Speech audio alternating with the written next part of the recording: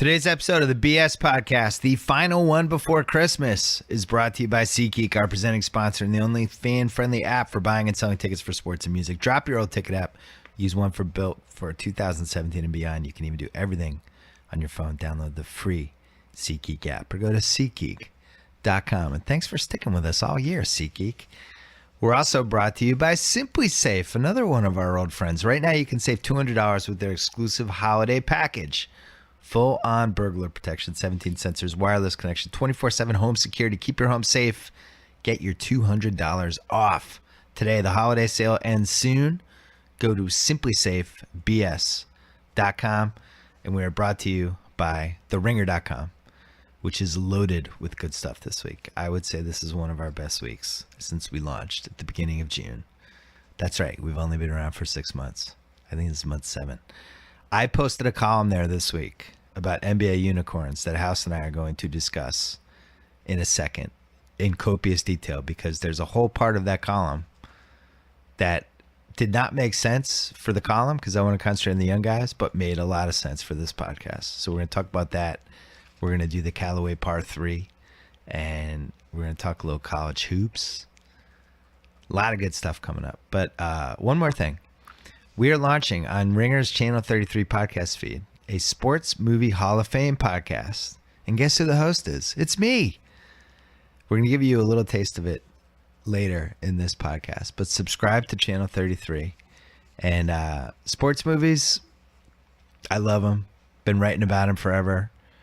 Podcast is a fun way to really bang out all different theories and ideas and a little rewatchability stuff and all that stuff. So I'm going to play you a little taste for that at the end of that podcast at the end of this one.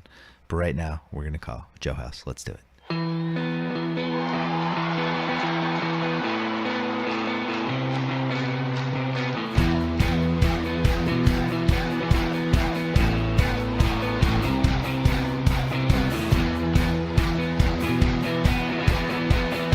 All right, here we go. Joe House on the line. How are you? Yeah, I'm spectacular. I answered the phone singing, "I'll come all ye faithful. 'Tis the season." I love it. I think that's in bad taste considering what happened with the Chargers security guard this week. That's a good joke. You're not taking that out.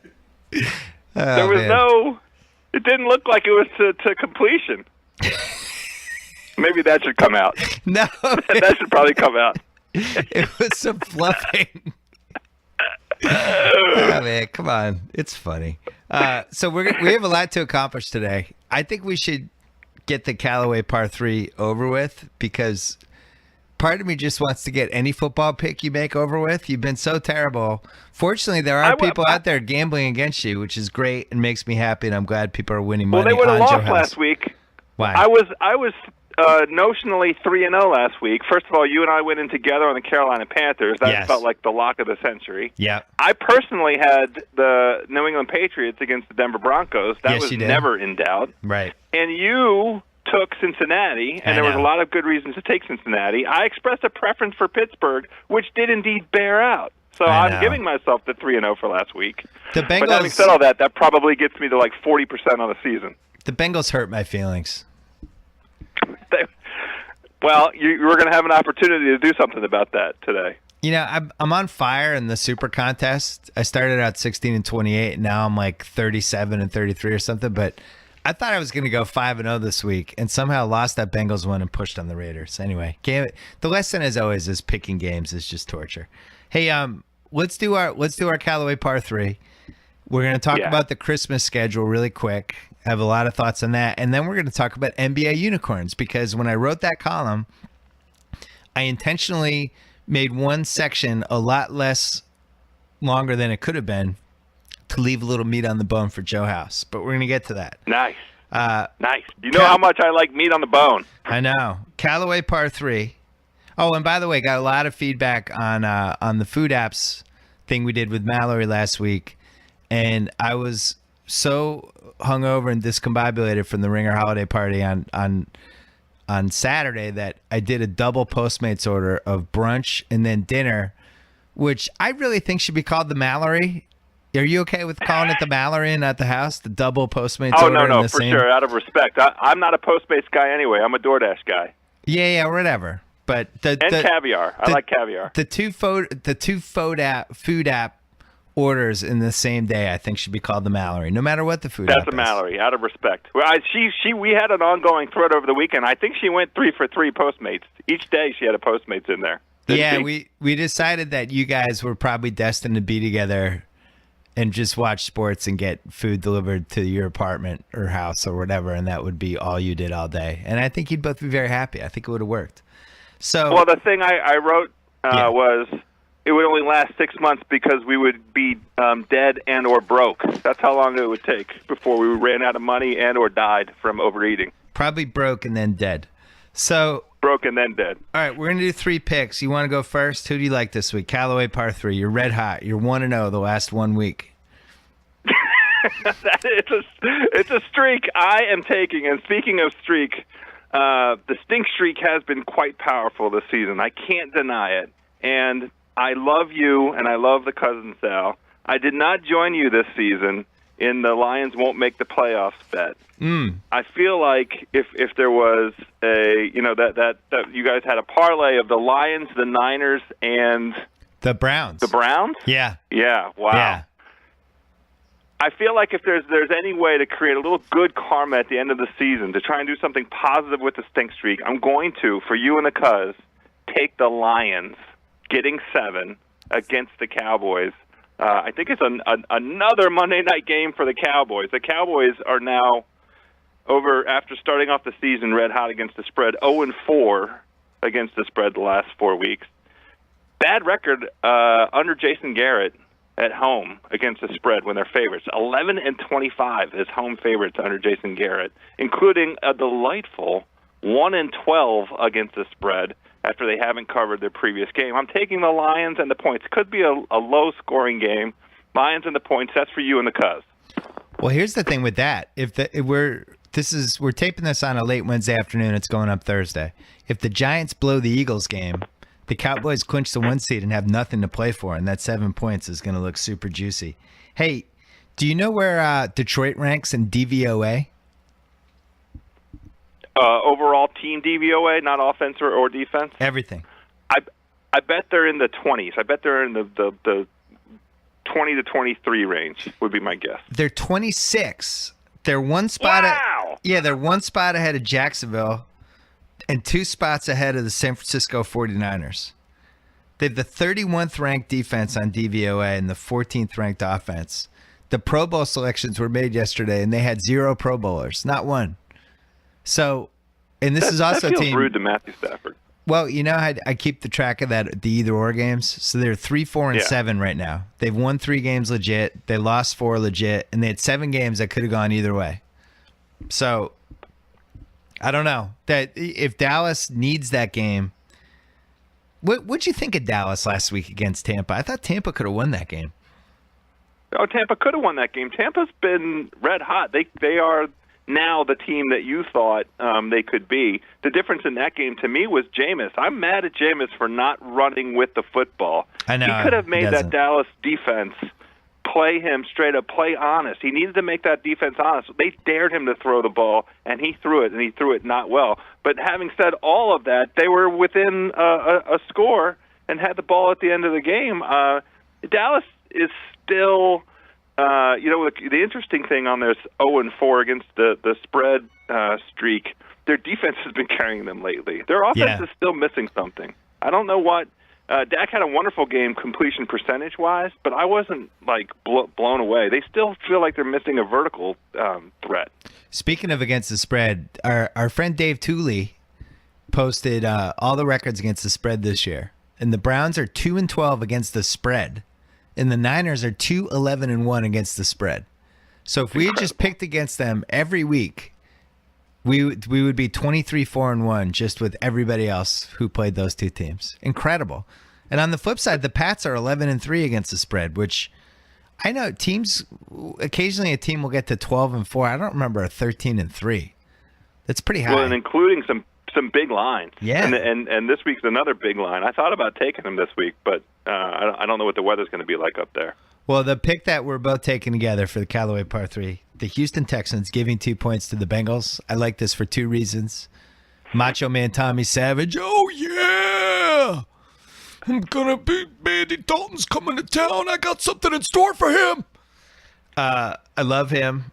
I thought he was like weirdly effective for somebody who hasn't really practiced or thrown to the receivers all season. He comes in, all of a sudden there's 20-yard passes happening, and they're actually going to Texans receivers. I was really unimpressed by the Bengals last week. Pittsburgh was dying to give that game away. They did everything they possibly could. They fell behind early. They kept settling for field goals. And the Bengals were just so incompetent offensively. In the second half, all they needed to do was have one drive to stave the momentum, and they couldn't do it. And on the other side, just dumb penalty after dumb penalty. They lost their composure. And, I went from thinking, oh, that's a team we might have to watch out for a little bit as we get, in December, like the team with nothing to play for that's a little dangerous. And they had that for about an hour, and then it just completely fell apart. And I actually can't believe Houston's only laying 2. I guess, do gamblers think that Macho Man Tommy Savage is a downgrade from Brock Osweiler? The line opened at 3 or 3.5, and then I saw it down. I saw it at 1.5, but 2 sounds right as well. It's still only Wednesday.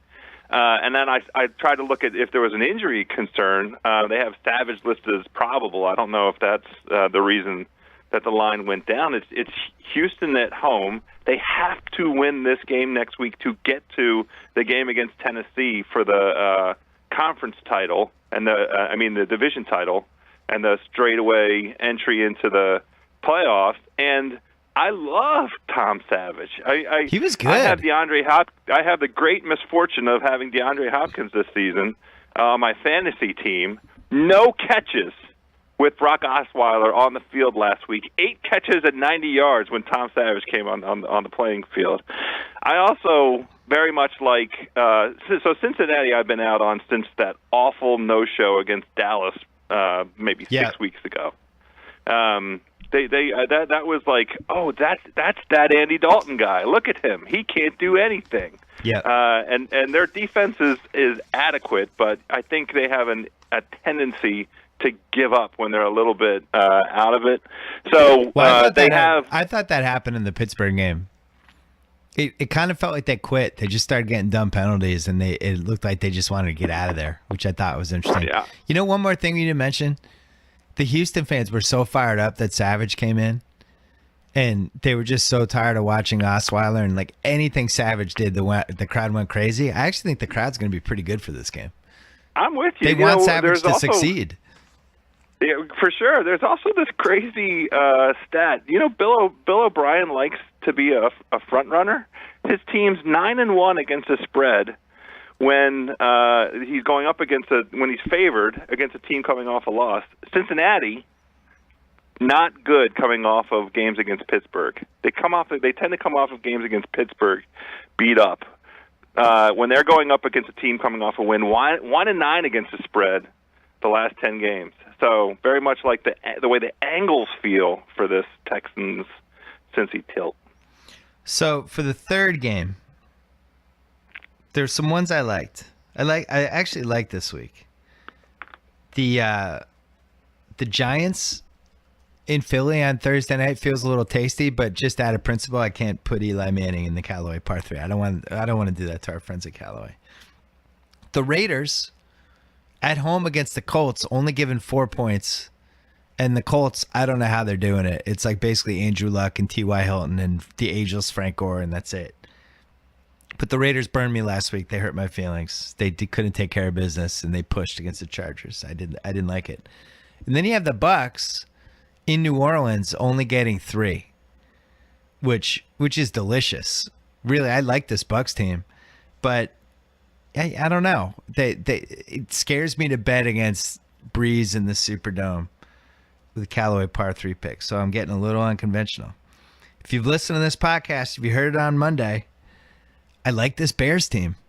I think they're frisky. It's a frisky 3-11 Bears team. They gave the Packers everything they could handle. Matt Barkley's playing for a job next year, and he might already be like the 11th best QB in the league. They have skill position guys. They're getting healthier. They're home. And the team that's coming in is the just outright pathetic Washington Redskins. I'm calling them the Redskins. That's how disgusted I am by them. I'm using their inappropriate name. They no-showed on Monday night, as you predicted. They did everything that you were waiting for them to do. It was one of the most uninspiring performances of any night game this year. They do not deserve to win another game. I'm disgusted by them. And I think the Bears getting 3.5. I like it. I'm taking them. Oh, you saw 3.5. I only saw 3, but either way, I understand exactly where you're coming from. I don't have any reason to disagree with you. And I have a very hot take. Yeah. Not sure that I would try and sign Kirk Cousins to a big contract. Ooh. Okay. Don't think I'm ready for it. In fact, not sure that I'd rather, on balance, and we'll have some time to look at the numbers once the season is over. Matt Barkley has been pretty effing good the last 4 weeks. Yeah, with a lot of drop passes, too. Tons of drop passes. If I could have Matt Barkley next season for, say, $8 million versus Kirk Cousins for $24 million, where you're going. Do you see where I'm going with this? How about Jay Cutler? Come on. Any interest in Jay Cutler? About? None whatsoever. Please, dear God, no. Don't let that happen. Please, no. I mean, the right move. Are the Bears going to re-sign Matt Barkley? Is Matt Barkley the new quarterback of the Chicago Bears? I actually think he might be under contract for next year. I don't know what the status is, but it's not illogical. The guy was, I think, the biggest high school recruit of his high school class. He went to USC. It wasn't like he was a bust at USC. He was pretty good. For some reason, the combine didn't love him, and he goes to the Eagles. He's 4th in the depth chart. Kind of lands in Chicago. He's behind Cutler and Hoyer. Finally gets a chance, but this is a guy who has at least a pedigree. I think it seems like the two types of QBs that succeed when you least expect it are the guys with pedigree who just never got a chance. Like Tom Brady, I think, is the best example of that. Or the guy who everybody just kept discounting over and over and over again, and yet, they just kept getting it done. And, it's one of those two. And I think Barkley's got the pedigree. Anyway, Christmas Day. Me too. Oh, tell our friends what they can do on Callaway. So Callaway's offering everybody free personalization on the Chrome Soft golf balls through the end of 2016. So there's still, if you hear this, when are we putting this pod up? Thursday. So you still have time to order some golf balls in advance of Sunday. You can have them personalized. I don't know if they'll be done in time, but either way, maybe an after Christmas present. Dual soft, fast core, Chrome Soft, the ball that changed the ball. Promo code HOUSE. You can get free shipping on them. Personalize your Chrome Soft golf balls today at CallawayGolf.com. That was like 42 seconds. I mean, you really went for it on that one. That was the director's cut. I had to ask you when we were going to run this because I don't want to tell people to try and buy a Christmas present. You just did a director's cut. While we're here, let's talk about Indochino. Every man looks better in a suit, so why get one of those generic off-the-rack ones? Try Indochino. It's one of the largest made-to-measure menswear brands. Let them help you find great-fitting, high-quality suits and shirts at an incredible price. Just visit Indochino.com or drop by one of their 9 North American showrooms. Pick from hundreds of fabrics and patterns, customizations, body measurements. You put them all in, kick back, relax, get ready to step into the best, most stylish suit you've ever worn in just 4 weeks. This week, my listeners can get any premium Indochino suit for just $389 at Indochino.com, as long as you enter BS at checkout. That's 50% off the regular price for a made-to-measure premium suit. Shipping is free. That is Indochino.com. Promo code BS. Okay, Christmas Day. I have a hot take. All right. I think Celtics-Knicks is going to be the game of the day. Huh. Here's my take. Or here's my reason behind it. I know it's going to be a good game. Porzingis on Christmas Day, the unicorn. We'll get to him in a second. The Latvian gangbanger. A healthy Derrick Rose and Melo going against a Celtics team that's really starting to play well and had a nice win in Memphis last night and has Isaiah Thomas back and rolling. And Brad Stevens has finally stopped playing the 3-guard lineup at crunch time. So long, Marcus Smart. I hope you're renting.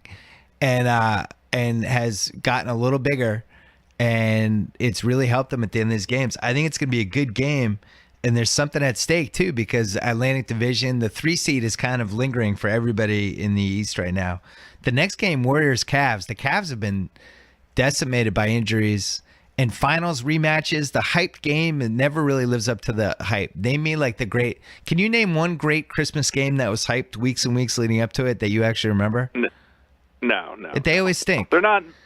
Yeah, there aren't individual games that come to mind. It's just always so great because Christmas really is such the time when everything NBA wise starts to cook. Yeah, it feels and like this the week season leading up yeah. to it. It's the pot is starting to get warm. It is wonderful. Well, we also have 2 NFL games too, but then the next game is Bulls Spurs. I just have trouble watching the Bulls. I'm right I don't there with enjoy you. it. It's frustrating. I get frustrated by them because I like the players, but I don't like the mix of the players together, and I just don't enjoy them. Yeah. Here's my confession. Even though we're talking about these 5 NBA games, when we get to Bulls San Antonio, I'm switching over to the NFL. I'm switching over to football games. I want to watch Pittsburgh Baltimore. And the Spurs are one of those teams that you just really you watch because you love basketball. But you wouldn't watch them and go, oh, I'm going to try to figure out what's going on with the Spurs. We always know what's going on with the Spurs. They're the Spurs. You're just checking it out. They're like really an uncle. Impressive. Did you see their comeback last night against Houston, though? It was great. That was pretty impressive. But the Spurs I'm not learning anything when I watch the Spurs about the Spurs. The Spurs are what they are. They're a machine. Okay. They're not human. They're just going to do their thing. We got to talk about the Duncan thing quickly after this, too.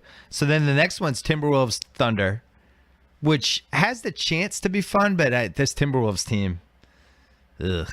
And then finally, I don't remember which one is the bad one, Jekyll or Hyde, but they've been more of the bad one than the good one. They've been Jekyll, and then they've been a lot of too much Jekyll. And then Clippers Lakers is the final one, and that one had so much potential on paper, and then the Lakers started, they lost some guys. Now Blake Griffin's hurt. I thought I thought the Clips versus the baby Lakers was going to be the best game of the day, and now I'm not sure. But back to which game of those 5 are you the most excited about? Golden State, Cleveland. Okay. Just seeing LeBron on the same floor as Steph and KD, and it's got all the star power. I think it means so much more to Golden State than it does to Cleveland. Cleveland has so many built-in excuses now. They've been decimated by injuries. Richard Jefferson played 35 minutes in Milwaukee on Tuesday night. They're playing guys I've never heard of. They don't have enough guys. They lost J.R. Smith. Love got hurt. They were 2 guys short anyway. They did a bad job with their roster. I think Mo Williams screwed them over, but then Varejao got hurt, and they're gonna have to go over the tax if they want to really get the 1 seed. I guess my question is, just throw it away, man. Who cares? Just get to April healthy. LeBron's averaging 39.4 minutes a game this month, which I think that's a suicide mission. That should be 6 less. He should be in the 33 range, and they shouldn't care. Before the season started, we batted around the idea of does LeBron care about getting the MVP? Does he want to go sort of validate last season's finals by coming into this season and putting on an MVP level performance to get the MVP for this season? Well, from what we've seen in December, the answer would seem to favor yes, especially Tuesday night, Milwaukee, which I was watching because I was finishing this unicorn column, and Milwaukee kind of semi-embarrassed them at the end of November. Giannis came out, went full Greek freak on them, and Cleveland was kind of in a fight. It was one of those games, and there was a lot of talk about how Giannis really took it to LeBron, which he did, and which we talked about on this podcast. He was not afraid. So I was really interested Tuesday night to see, did LeBron take that game personally or not? LeBron came out and the Cavs were like locked in. It was like 44-27 at one point. But to their credit, the Young Bucks came back, and it was Jabari and Giannis just doing their thing. Giannis had a huge second half. Jabari was basically unguardable, and they sent it to overtime. LeBron ends up making the big 3 in overtime after Giannis fouled out. LeBron plays 47 minutes in that game. That was the first time First of all, that's crazy. But second, that was the first time I started to think like maybe he does want this MVP. Maybe he's annoyed by the Westbrook love and Harden and the Rockets and how great Durant's playing it. Like he's just like, all right, I'm still here. I'm gonna lay this smack down. Now, if he feels that way on Christmas Day, then that becomes the must-watch game of the day, including the football games. If he's just like, I'm still here. Kevin Durant hasn't beaten me for a decade. I'm still here. I'm not afraid of you guys. And he comes out and does the thing.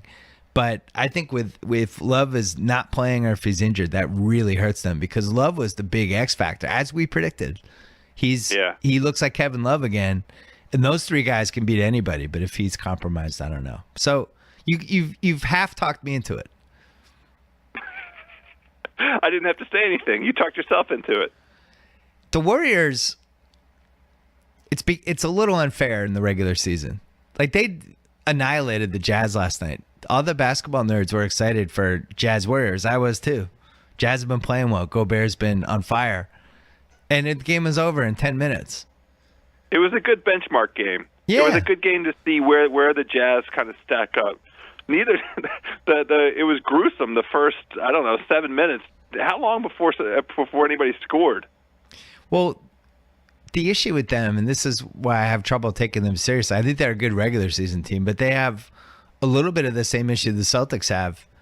When you walk on a court that has Durant and Curry and Thompson on it, and you don't have any of the best three players in the game, it's a problem.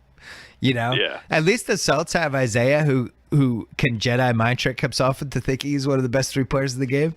Utah doesn't have anyone like that. That Isaiah, I don't know statistically how it ranks over the history of the league, but 44 points on 16 shots is stupendous. We can't let that go by. Isaiah, 44 points on 16 shots. And I'll go further. So he's at 26.6 a game, points scored, 6 assists. He's only playing 33 minutes a game, and he's been battling a couple injuries. His stats aren't that great for what he's only 36% from three. Yeah. His field goal is only 44. Like he's played more efficiently than he has, but man, that dude, he's moved on the short list for me of the under 6 footers. Iverson will be number one for life, but and I'm not positive how tall Chris Paul is. I've stood next to Chris Paul. I think he's like 5'11 and a half, 6 feet. Yeah. And he might wear basketball shoe lifts to make it seem like he's 6'3". Like Nash is 6'3". Nash is like surprised. Nash is like Chuck Klosterman. Like you meet him, you're like, oh my God, you're tall. I had no idea. He's big. Yeah, he's big and tall. Chris Paul's feels like he's about 6 feet to me. But what Isaiah's doing, Isaiah's, what is he listed at, 5'10"? He's like 5'7 and a half, 5'8". I agree. I don't think if he's 5'8" and a knock, I'd be, give me a turkey sandwich. The Celts are just a massive trade candidate right now. And 16 and 12, it's time to do something. You have them in the low 50s for wins this season. Well, who I'm looking at is Fareed on the Nuggets. Yeah, the Nuggets are the best trade partner for everybody. The Nuggets in Orlando. The Nuggets in Orlando are the two that are just like, come make a trade with us. The trade machine is open in our office right now. But Fareed, Mike Malone, because I've been watching some Denver because I've been scouting some players. And Mike Malone quickly realized that he had to kind of stagger the minutes of people and now, go a little smaller. And it hurts Fareed and it hurts Nurkic are the two guys that are going to lose. One of those two guys is eventually going to lose with where this is going. Fareed makes like $12 million a year. And for the Celts, they got Amir Johnson can match it. They have picks, all that stuff. But I personally think Denver's going to go the other way and take a big swing at somebody. I could see them doing the old, they're built for the 3-for-1. One team I was looking at was New Orleans. So New Orleans basically has nothing, right? They just have the brow. And they have Check Diallo, the rookie. They've Check Diallo from Kentucky? Kansas. Yeah, was he top of the second round? Yeah, he's good. He looked pretty good, right? He got the DMP last night though. Yeah. He was right. He was on my radar. Then he DMP'd him. But if you look at the West, I think Portland is the 8 seed and they're 12 and 17. And if you're New Orleans, would you sacrifice your lottery pick, which wouldn't be in the lottery if you made a trade and got a couple guys, and send that to Denver for 2 of their guys? And if you're Denver, do you think about doing that to reduce some of the clutter, add another asset, and you go that way? You know what I mean? Denver's right there on that cut line with Portland for the playoffs. So the teams battling for that last slot are Portland, Denver, and Sacramento. And then the Lakers and the Pelicans are 2 or 3 games behind there. But Denver to me has so much more upside than Portland does. Portland's like a 2-man team, and they can't guard anybody. The pieces don't make sense, and they're just stuck with these bad contracts that they signed. Well, it's really hard for them to get better. Myers Leonard last night. Yeah, they apparently have some feud going. But Denver, I like the pieces. It's just that they need to flip 2 of the pieces into 2 different pieces. And they also, the Jamal Murray pick is going to be really good for them. But I think something's going to happen. We should talk about Blake before we do unicorns. Kevin O'Connor had a really good piece about, right after Blake got hurt again, about how this might be it for Blake. Blake as a superstar, the window might be closing now because he's had so many injuries. So here, Kevin O'Connor listed all the injuries that Blake Griffin has had on the Ringer in the little piece that he wrote. Broken kneecap, meniscus tear, partially torn quadriceps, knee bone bruise, sprained knee, and strained hamstring. And that was all to his left leg. And he's also had a back stress fracture, a right elbow staph infection, and a badly broken hand last year. And now he's having a minor surgery on his right knee. And if you read up on any of this stuff, the one knee leads to the injuries, and the one leg, once the funky stuff happens with the one leg, the other leg's overcompensating because you're leaning on it more, and then that leg starts to go too, and now you're in trouble. My question to you is, are we hitting an Amari Stoudemire type of point with Blake, where if you remember with Stoudemire, oh my God, this guy's amazing. Jesus, how do we stop him? Oh, and then, the legs start to go. And the Suns decide not to re-sign him. He goes to the Knicks. He gives the Knicks a good half of a season before his body breaks down, and he's never the same. Are we headed that way with Blake?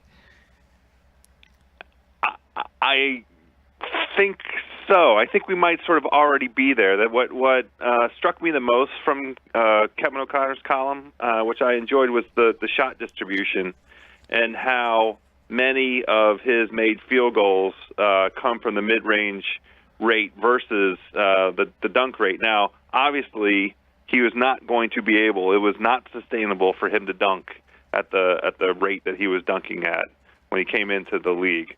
But it's a dramatic difference between. Can I defend him on that? I'm going to defend him quick. Go ahead. I think that was partly a conscious effort to reduce the injury risk. I think he can still get up. I think what he realized and what the team realized was save your body during the regular season. The way he played, I was going to those games. He was just completely reckless. Like he was going to get hurt, and he did a couple times. He's getting undercut. He's having guys clothesline him, and I think he really started to try to pick his spots and work on his low post game. He's a better passer when he's 20 feet from the basket. And it did seem like it was a little bit of a conscious effort. I didn't feel like it was one of those things like Sean Kemp, who lost it for different reasons, but all of a sudden, remember, Sean Kemp wasn't above the rim anymore. It wasn't like that with Blake.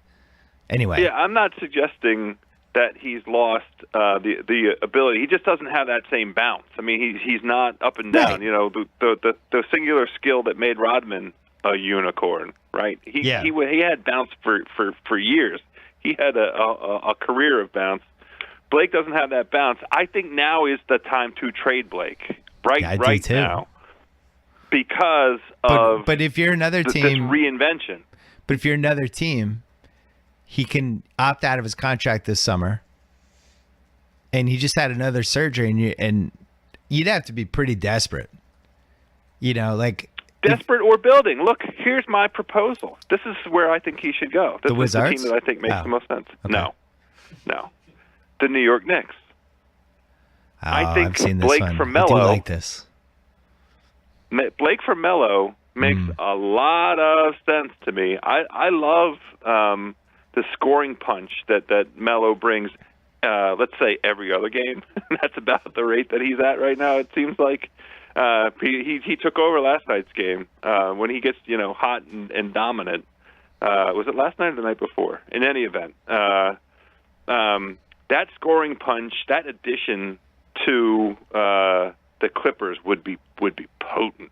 I mean, I love what Melo represents and what the I gotta say sacrifice. I can't believe I'm saying this, but I wouldn't do that if I was the Knicks. Oh yeah, why not? I just think it's a lot to give up for a guy that I'm not positive he can stay in the court anymore. And I love the way Blake was playing in November, but what do you mean by a lot to give up? What is Melo doing for the Knicks? Melo is still, we talked about this last week. I think we did, but when when the Celtics played Westbrook 2 Sundays ago, and in the last 5 minutes, you just need a guy to match up against the other team's guy. And Melo's one of those guys. I think there's somewhere between 9 and 14 of those guys in the entire league. And you're playing against, I don't know, Cleveland, Oklahoma City, Houston, whoever, and James Harden's feeling it, and he hits a 3, and the crowd's going crazy, and there's 3 minutes left, and you go to Carmelo, and he gets you a basket. There's just not a lot of guys like that. And he still has that skill. I don't know if I would love playing with him. Well, you know what? The Knicks have that guy. He's in this column we're about to talk about. KP? Let's give him a chance. Let's see if he's that guy. I think the Clips have to throw in something else. I can't believe I'm saying that, but yeah, Blake's hurt. I don't. You're trading for a guy who's hurt. But whenever they say 3 to 6 weeks, it's always like 7. Not for Mike Conley. Mike Conley was right back. God bless Mike Conley. Mike Put up Conley. a nice game last night. Listen, that's some Memphis grit and grind. They just operate. They don't have time for pain in Memphis. You're right, Verno. That's Verno country. You get back on the court. Why are they trying to trade Tony Allen, by the way? I don't know. Why? What? So anyway, my point on Blake, I don't feel that strongly about it one way or the other. But it was the first time I saw a finish line for him when I read some of the stuff this week. Because he's only 27. It seems like he just showed up. Yeah. He could still play 8 years. That mid-range, he's good at it. He's good at that mid-range game. Mid-range and rebounding. Well, the other thing, the reason I would take a gamble on him and the reason that I think he would be such an interesting fit with Porzingis and such a terrible fit with Derrick Rose is I do think teams should run the offense through him. And it's kind of a waste to have Chris Paul and his team. You know what I mean? Like, it's almost like if Chris Paul was on the Milwaukee Bucks, that would be bad for Giannis. Giannis needs to, but you want Giannis to have the ball and create and do Giannis things, and it makes him more invested. I think Blake as the Chris Paul sidekick, I've never really totally liked it. I get that. I think he would be quite good with Derrick Rose because that would let Rose be more of the 2 guard that Rose in his heart has always wanted to be. Derrick Rose, my top 9 or 10 of people I would not want to play basketball with for 2.5 hours. Would not want to play with. Tate, would you want to play basketball with Derrick Rose? Oh, good. Derrick's got this. I'll stand over here, and if he gets double teamed, I'll make it the ball. Go. You do your thing, Derrick. I have a question for you. I don't want him coming over to my house at 1:30 in the morning, and I don't want to play pickup with him. Blake Griffin was drafted in June 2009, which was 4 months before my book came out, 4 months before 30 for 30 launched, and I believe before your son was born. That's true. My son was born in August 2010. How many NBA games do you think Blake Griffin has played? This is now year 8 of his NBA career if you are going by the fact that he was drafted in the 2009 draft. So there's roughly, that should be like 640 regular season games. I would say full seasons. I would say there are 7 full seasons.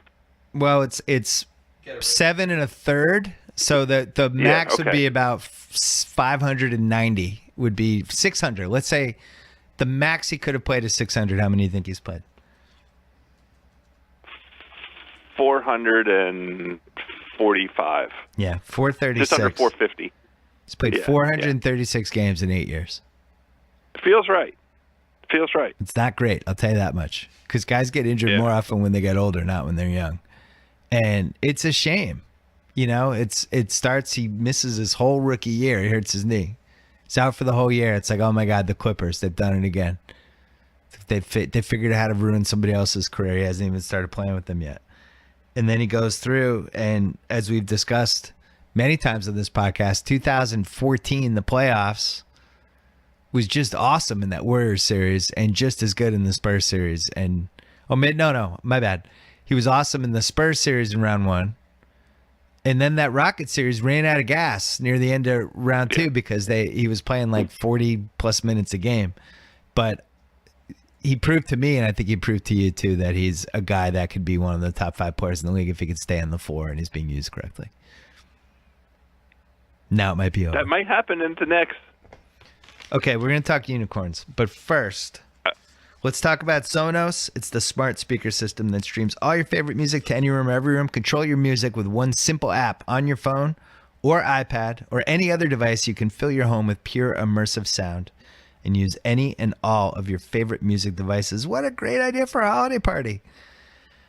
You control everything from the choice of songs to the volume of the rooms. Play your music in any room or every room. Play a different song in the living room, bedroom, bathroom. Play the same track in every room. Use whatever of your favorite music services you want. How can you have a party without Sonos? You can't. Add your existing music services or discover something new. Go to Sonos.com right now. And also, since we're here, everybody, I think you should download the Lyft app. You could get a ride in minutes for less than the cost of a cab. Every Lyft driver is fully vetted through their 10-point safety standard. They're rated after every ride, so only the best stick around. And with Lyft, you can tip in the app, which obviously leads to happier and better drivers and better service because they actually are hoping that you have a good time. 9 out of 10 Lyft rides get a perfect 5-star rating for the passenger. It's also the highest rated ride-sharing app, and it's your buddy whenever you need a ride. People are actually getting rid of their cars and relying on Lyft to get around. I might be one of them soon.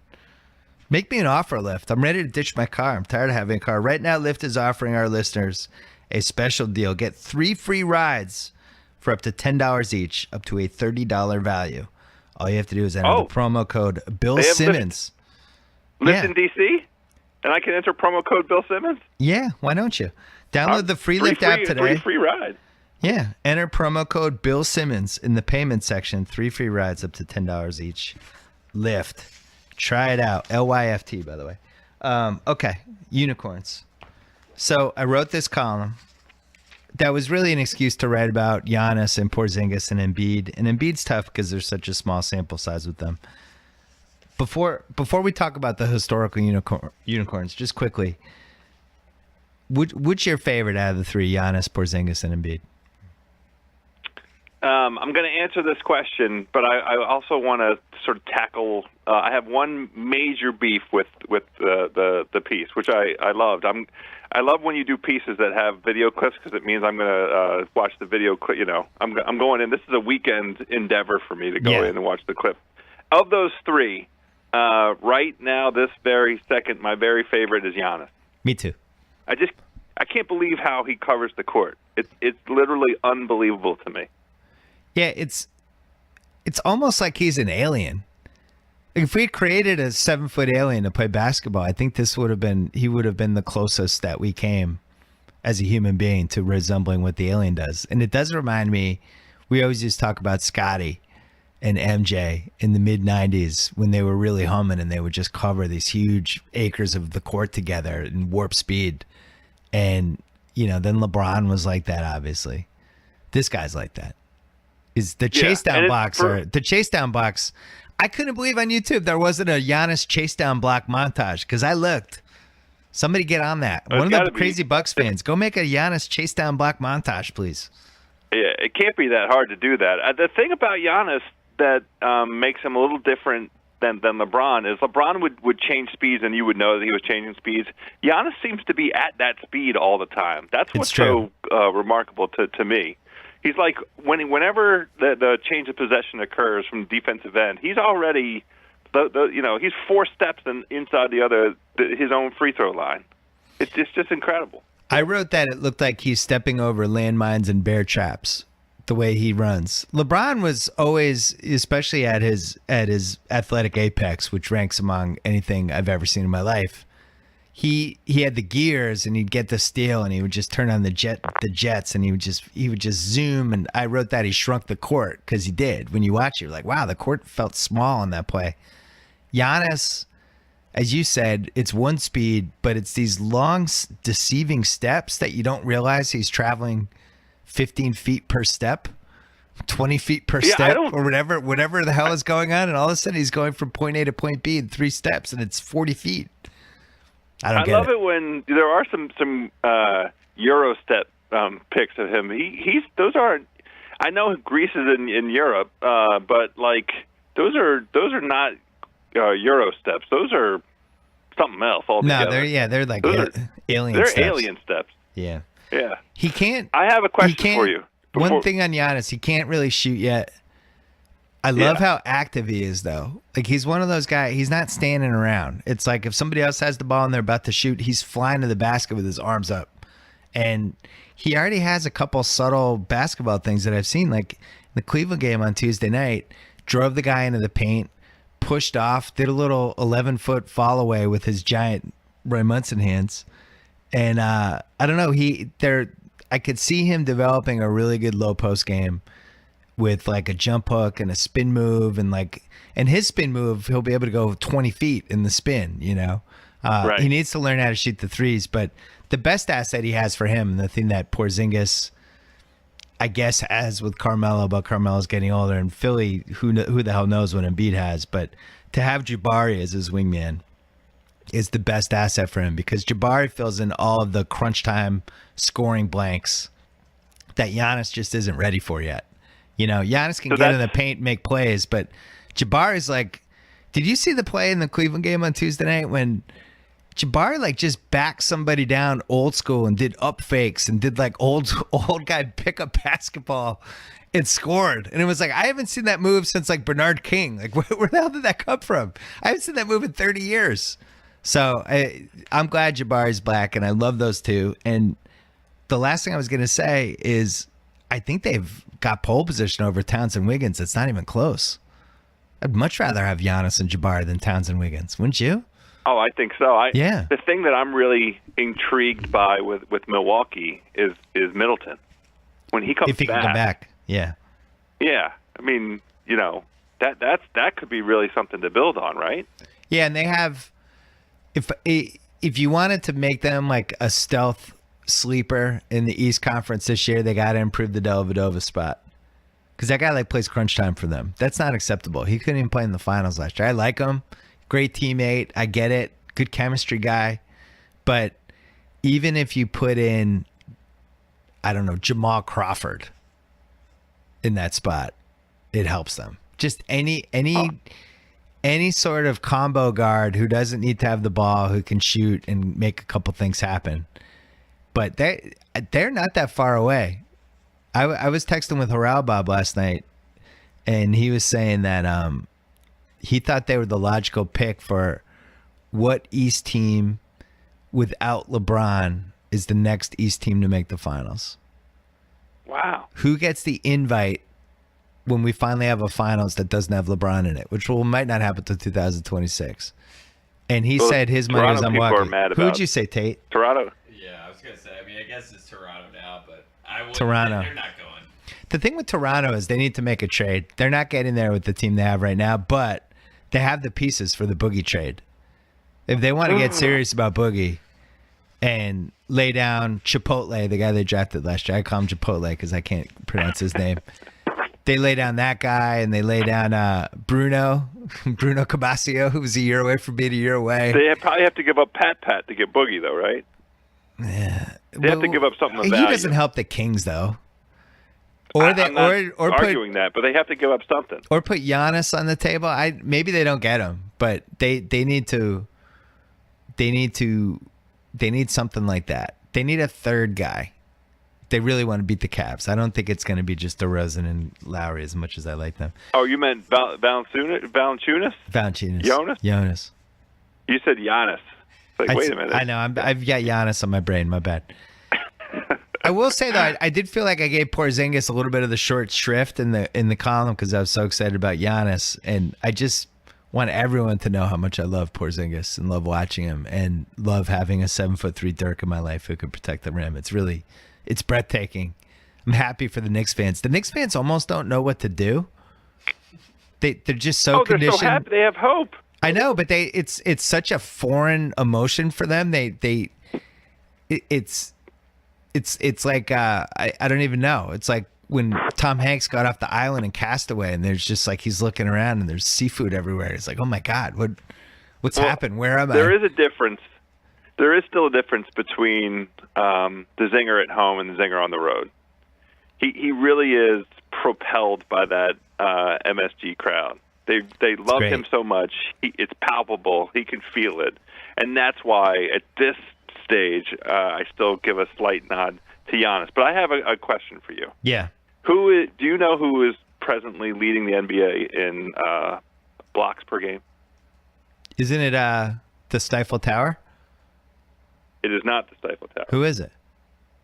It's Anthony Davis. Yeah. And this is my quibble. This is my quibble with your column. Nobody wants to read about how great Anthony Davis is. People are running that for 3 years. But he belongs, if we're talking about this era of unicorns, he belongs with the other three dudes. I covered that, though. He's evolutionary McHale. I disagree with that. I strongly disagree with that. Right. I violently disagree with that. Explain your disagreement.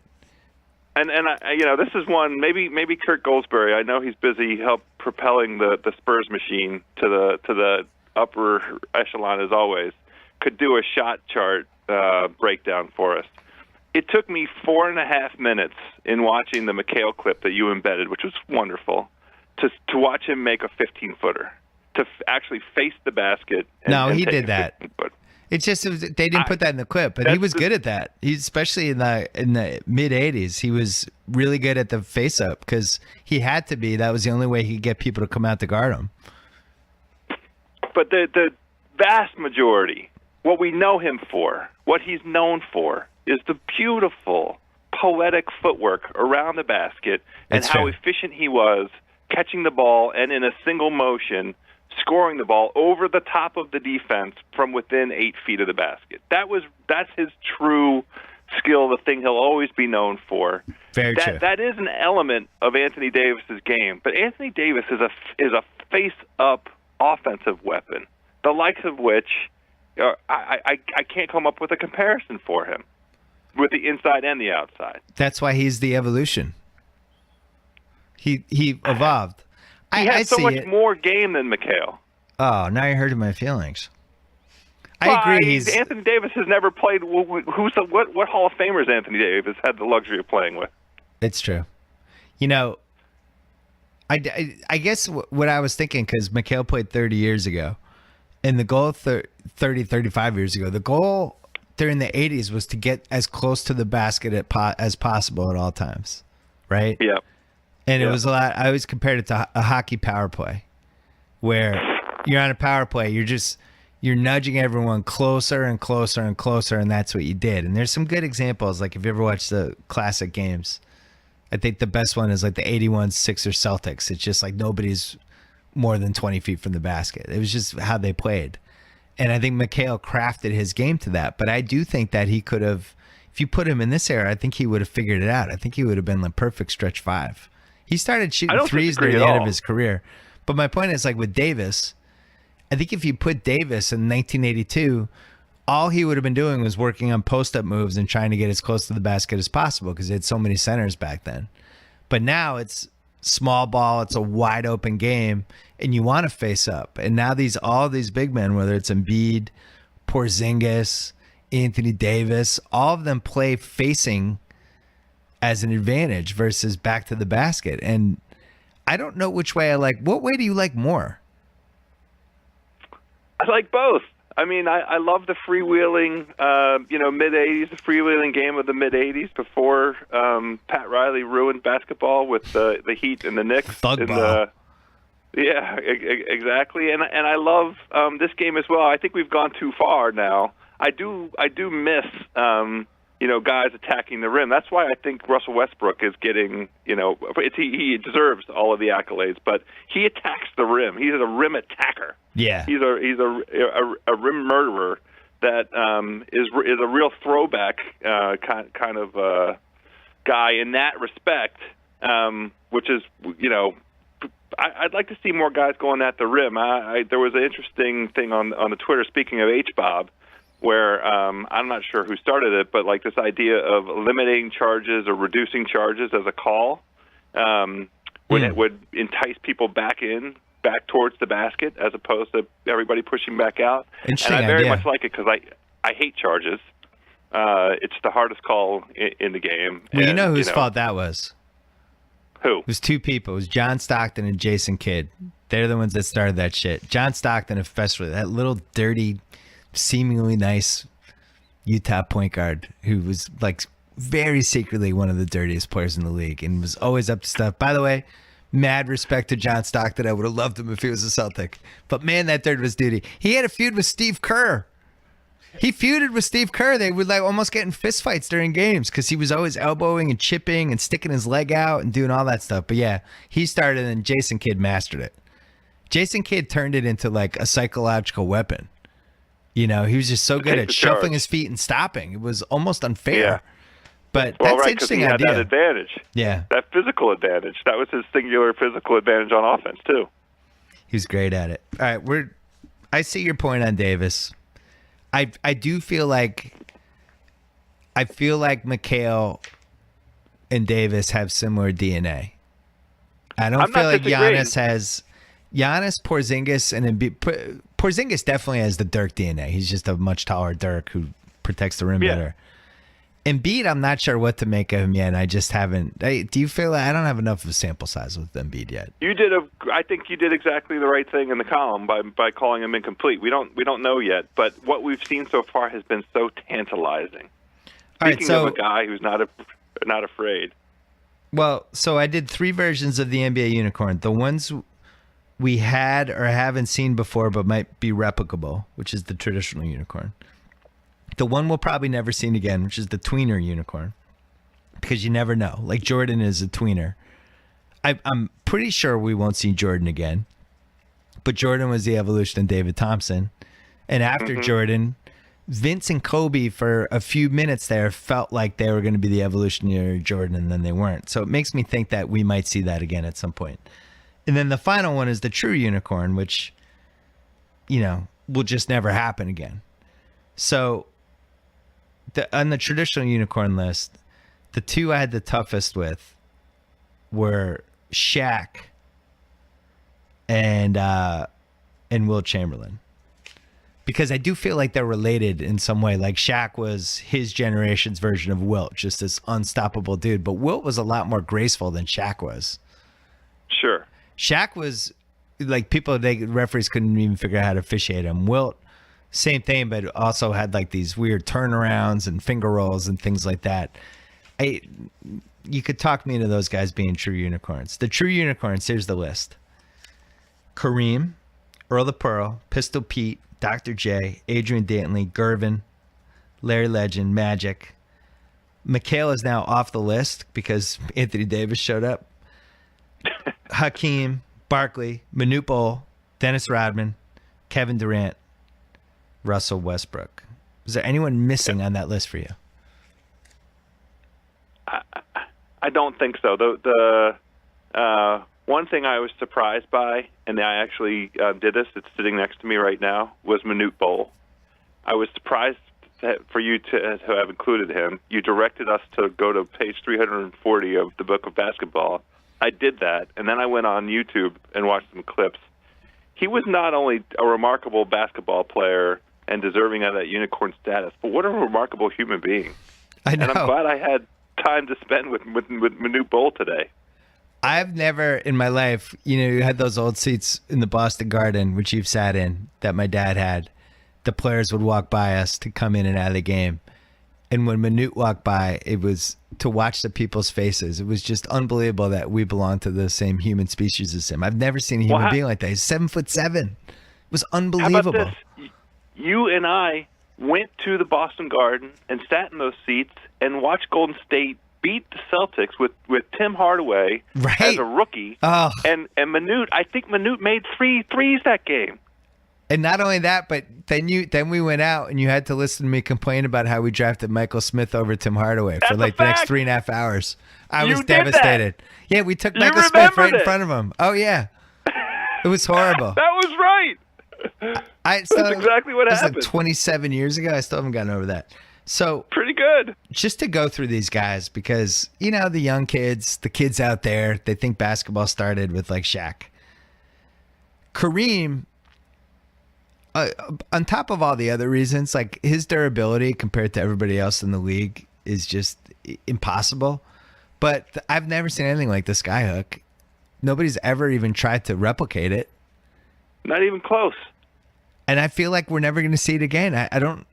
Whatever he did to figure out how to do it and all the reps he put into it, nobody's doing that in AAU and ninth grade basketball in high school. Who the fuck's going to try to do a skyhook for 3 hours a day for 7 years? Not happening. There's nothing to even compare it to, right? No. Nothing. It's the most unstoppable shot. If you're down one with 12 seconds left, at any point in your life as an NBA fan, you could pick any player to take the shot and get you a good basket. You'd pick the Kareem. You'd run a play for the Kareem skyhook. Let's just say it's the most reliable 2 points we have. Earl the Pearl, I would encourage people to go on YouTube and watch him because just the herky-jerkiness Yeah. has not been... Dervish. It's just, I don't even know how to describe it. I don't know how he learned how to do it. The spin moves and the stop and starts. Black Magic. He's the OG of the start and stop. Yeah.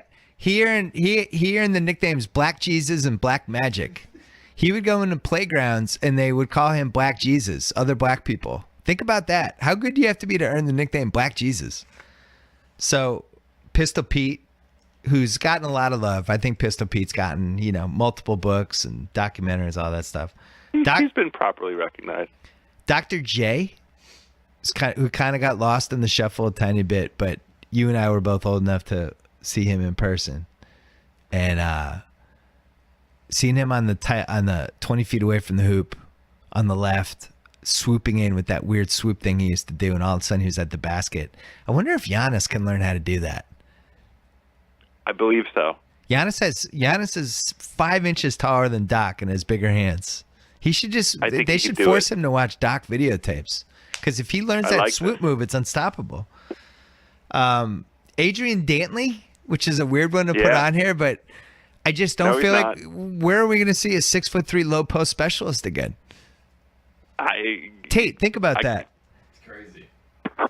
He's the same size as Steph Curry, and he's posting up Kevin McHale and scoring on him. Makes no sense. He had games. Bob Ryan once called it a Dantley, where he would have back in the old days when the box score was just like field goals made, free throws made, and points. That was the box score.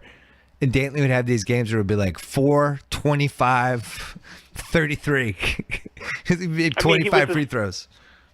Wasn't he the scoring champ a couple times? Yeah, he was 30 a night for 6 straight years. And so is George Gervin, who's also on this list. Gervin, 6'8", 102 pounds. And the finger roll, I actually think has not got enough credit. And the finger roll montages on YouTube are not good enough yet. He would do finger rolls from 13 feet. I've never seen anything like it. That was my era of truly falling in love with professional basketball, because the Bullets and the You beat Spurs, them. Bobby D. That's right. Bobby D shut him down. That's right. Yeah. Larry Bird doesn't need to be talked about. Neither is Magic Johnson. We talked about McHale. Hakeem, I mentioned the backstory. I covered this in my book. In the column, I glossed over it. But in my book, about just Hakeem in Nigeria playing soccer every day and trying to become a professional soccer player and having soccer player footwork. And that's all he did. And then at age 15, somebody's like, you should try basketball. You're tall. And he just started playing basketball almost with a fresh brain and applied all the weird soccer footwork to how he wanted to play basketball, and was also one of the greatest athletes in the history of the league and everything. And a really nasty competitor, which he never got enough credit for because he was so nice. And it all just melds into this unstoppable inside-outside monster who 1 year averaged 6.7 combined blocks and steals on top of the 24-14 David he Robinson. did. Oh yeah, and he didn't ruin David Robinson's career, but he definitely altered it. So he's on there. Barkley's on there. I was so happy there's a great Barkley YouTube clip that I put in this column because Barkley to me is the all-time original unicorn. I know I'm never seeing that again. It's never happening. I felt that way in the moment. I felt that way now. To watch a 6'4" guy get 22 rebounds in a game and dunk over people and take rebounds coast to coast, it just was not happening. And I guess if like Russell Westbrook gained 55 pounds and kept all of his athleticism would be the best way to describe it. That's pretty fair? good. That's pretty good. Okay. Yeah, I think that's right. Super out of shape Russell Westbrook. Manute Bol we covered. Rodman. Young Rodman was something to behold.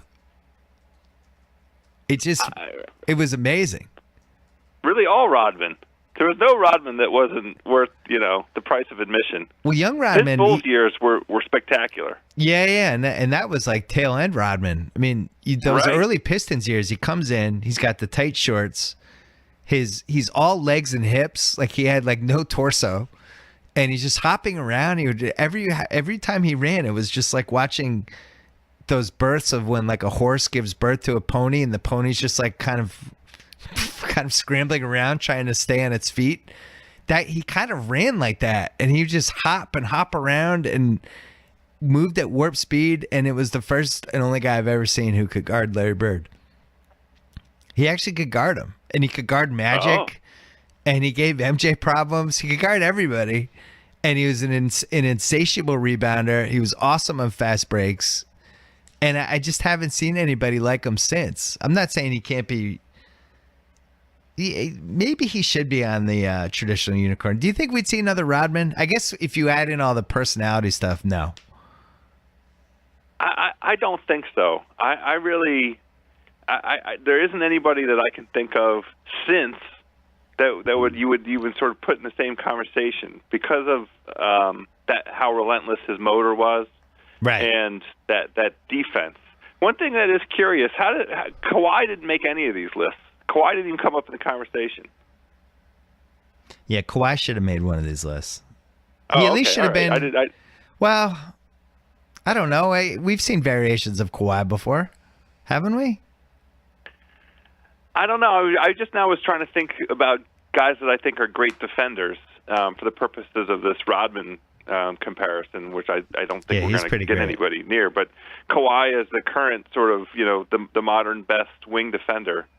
Not making any of these lists. I don't know who I would compare Kawhi to. Well, Pippen would be the obvious one. Okay, all right, that's fine. Pippen with bigger hands. Pippen was so much bigger. Pippen had like a more of natural athletic advantage. Well, Kawhi, over have you seen Kawhi? Like. Kawhi this year. Kawhi to me looks big this year. He looks a little LeBronish this year. Yeah. He's like a evolutionary mute Pippen. Would you put Spud Webb on the true unicorn list? Are we seeing Spud Webb again? No. Well, just because of his size. Isaiah Thomas, we just had this conversation where we went crazy for Isaiah Thomas. But he seemed way shorter than Isaiah Thomas. That's right. That's why. Would you say Muggsy? Muggsy was never that good, was the problem. I'm not telling my grandkids That's about true. Muggsy Bogues. He just wasn't. Jordan psyched him out that one time, allegedly, and he was never the same, as the story goes. The other one, I thought about Yao. I think it's possible that China genetically engineers another 7'7" Yao. And it's probably up to it right now. So that's why I didn't put it. So I didn't You put put him him in the right place. You put him on traditional. I do feel like Neek was borderline. I could have made him a true unicorn and felt pretty good about it. I've never seen anybody go out of his way to dunk on people like Neek did. Do you ever remember anyone doing that? Where? No, it belonged to that era. Yeah. Again, it's that the ferocity of Westbrook is the only thing like in a modern way that I can think about. What was that? It was that pre. It was that pre East Coast West Coast rap NBA that Len Bias was the the ultimate version of it, where the swagger was there, but it was all kind of internal, and you played with a certain ferocity, but there was no chest thumping yet, and no people acting out of control. It was everybody was supposed to keep it in check, so it was like bristling. And Dominique to me was like that. Len Bias was the ultimate, but I think Neek let it out a little bit. That's what I mean. He let it out a little. It seeped out, but it was never, 10 years later, I think he's behaving a little differently. But the thing I used to love about him was he could just do the normal dunk, or he could kind of angle a little bit so he could try to dunk on somebody as he did the dunk, and he'd always try to incorporate other people in it. It's like, oh, there's Randy Brewer's over there. I'm going to bring him into this dunk. I'm going to go sideways, try to get Randy in on this one and just dunk on his head. He really loved it.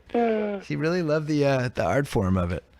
So, yeah, I feel good about this list. Now you have me now you have me thinking about whether I should have just made Davis his own thing. I need to watch him more. Maybe I'll just write an apology column to Anthony Davis. Well, hopefully he continues the season the way he's going, and it'll give you occasion to. I mean, the most important thing with him is staying healthy. Last thing, and then we have to go because this is already too long. Did you see the Kentucky kid destroyed Tate's North Carolina team on Saturday? Did you see that? Well, first of all, how great was that game? For a December college it was a real throwback game. 103 to 100. I think that was like the best college basketball game I've seen since I was in college. I didn't even know college teams could score 100 points in a game anymore. I didn't know December college basketball was fun. UNLV, Arkansas, like those kinds of games back, right? Or it was incredible. Mashburn versus Leitner. They was like a throwback to that era. So this kid has to be the first pick.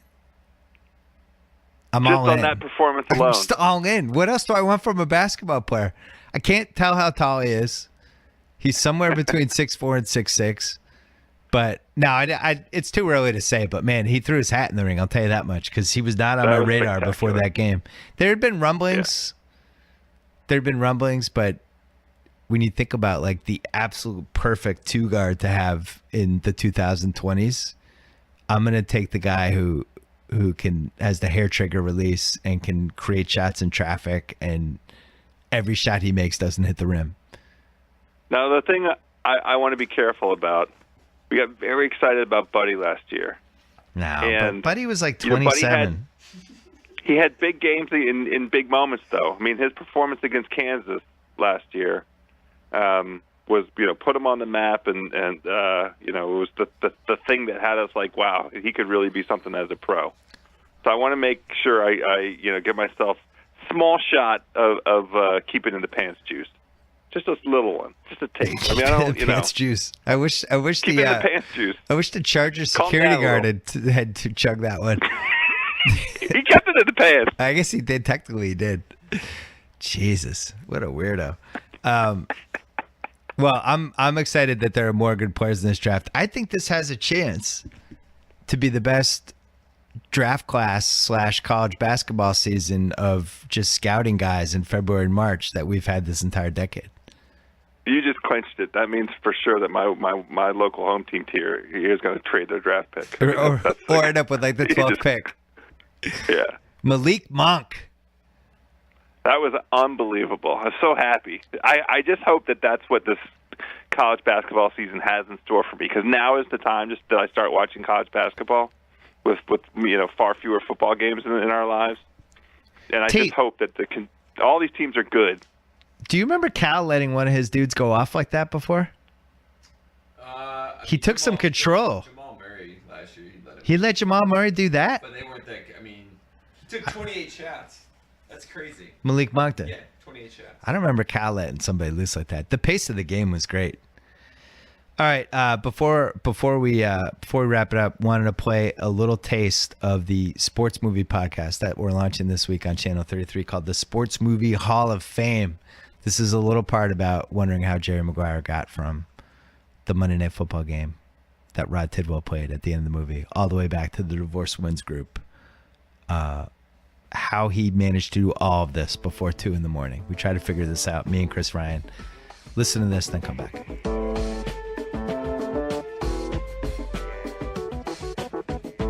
Monday Night Football started at 9 o'clock Eastern time. Mountain time, we're in Arizona, so that's 7 o'clock. Okay. Who are they playing? I forget. They're Arizona, Dallas. There's commercials. Game's going to end around 10:15. Post-game interviews. So Tidwell's got to go back. He's got to change. Yeah. He's doing. There's a huddle. I'm gonna say there's another 45 minutes for that. Jerry and Tidwell, they do the thing. They hug. Why don't you do that with me? The whole thing. And then he realizes, I have to go tell Dorothy Boyd that I love her. In Los Angeles. It's now 11 o'clock Mountain Time. Yeah. 10 o'clock Los Angeles time. He sprints out of the football stadium under the rule that all Tom Cruise movies has to have one scene where he sprints. Isn't Arizona's football stadium notoriously far away from the airport? So I don't think this was Glendale. I think this was when they played in Phoenix. Okay. But I've been to Phoenix a bunch of times, and that airport is not like right there. So he sprints out to the stadium under the Tom Cruise sprinting rule, drives to the airport, purchases a ticket. Yeah, didn't have one already. Pre 9/11. Didn't have to check a bag. Could have brought a gun on the plane. Nobody would have cared. I have that flight being about 12:45 a.m. Okay. Mountain time, which Right. would be 11:45 West Coast time. I think 11:45 is generous. It's a 150-minute flight, but you gain a time zone. Best case scenario, Jerry lands at 1:15 in the morning At LAX. At LAX at 1:15 in the morning. Where does Dorothy live? Do we know? Palisades? No, I would say she probably lives in like West Hollywood, Okay. maybe something, or maybe Culver City. Okay, let's go with Culver. Lands at LAX. You got to get to your car. That takes 20 minutes. Okay. Or unless you took a cab. Let's say he took a cab. Let's say he just runs out. He's in a cab. And the cab is like, I know exactly where you're going because no GPS, so they have to know where you're going. The earliest, a 25-minute cab ride, the earliest he gets at that house is 1:45 in the morning. And somehow there's still a divorced woman's group going. Everybody's awake. Everybody's awake. It's like, hey, guys have anywhere to go? It's 1:45. No. Yeah, I let's want keep to talk hanging about out. my ex-husband. Let's I keep have hanging one out. more story. Yeah. Can you make some more coffee? It's 1:45 in the morning. Insane. Walks in, there's 9 divorced women. Yeah. I think Lipnicki is asleep. And they don't seem like they're not partying. It's they're not just tired. like Nobody's hanging out. asleep. There's not one person asleep in the thing. It is it's a problem. Yeah. It's really a problem. I don't know how they didn't figure that out. Also, I'm sort of surprised that they don't. I mean, I know that you need to have the divorce, the book club there, but you could have they could have done it at dawn. You know what I mean? If they pushed it, you get the magic hour of the dawn, the sun coming up over the Pacific coast. Just a thought. Just a thought they were how about remake this? it. Do a 4:00 game. When they make the concussion version of this with the Tidwells, I hope that they do have a more accurate time representation.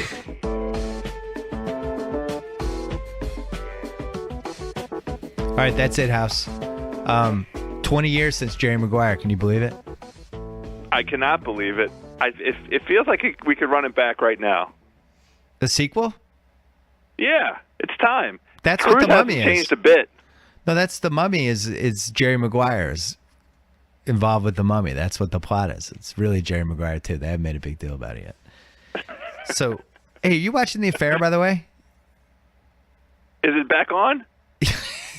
I guess not. Because Fat Brendan Fraser's in The Affair this year, and I highly recommend it. Oh, I'm going to watch it. I didn't know. How many am I behind right now? Too many.